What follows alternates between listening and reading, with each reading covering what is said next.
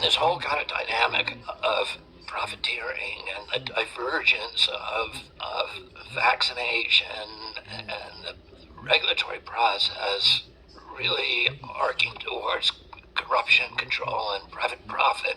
The pharmaceutical industry accelerated or amplified dramatically after the meeting between Anthony Fauci and Bill Gates in 2000. Those two men had kind of a synergistic effect on each other.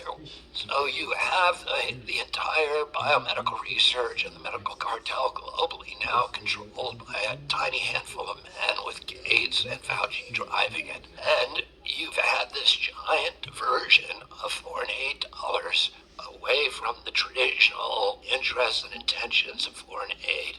Now virtually a huge percentage of it going to vaccine only, and with no accountability, with nobody actually saying, are more lives being saved? Is quality of life improving? Is public health improving? It's just an ideology, it's a religion, and there are high priests of that religion, and you're not allowed to question them. Starting with AIDS and going through everything, SARS and MERS and Zika and bird flu, they have one thing in common: Fauci at the center.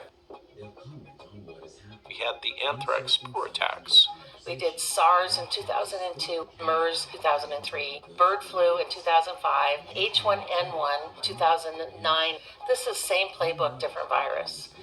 The Bill and Melinda Gates Foundation put up $10 billion in 2010 to make the decades of vaccines to be from 2010 to 2020. Another day of germ warfare and still no sign. The worst case of bioterrorism in this country. America strikes back. Anthrax, another infection, this time at NBC News and Rockefeller Plaza. In just a week's time, we have had 4 confirmed cases of anthrax, all with media connections, and a number of anthrax scares as well. On October 5th, 2001, almost a month after the September 11th terrorist attacks on New York City, the Pentagon, and western Pennsylvania, terror of another type struck. President Bush tries reassuring the nation after anthrax is found at a facility that handles mail going to the White House. 1 week after 9/11, there was an anthrax attack.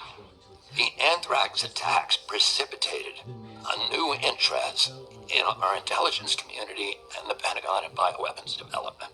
The Pentagon wanted to start developing bioweapons again, but it knew the only way it could legally do that is if it told the public that it was developing vaccines, and it was nervous that nobody would believe them. And so instead of doing the studies themselves, they began funneling the money through Tony Fauci. Ultimately, if civilians are going to need protection against anthrax, the answer may be found in a new vaccine. Dr. Fauci thinks the events of September 11th will speed that process.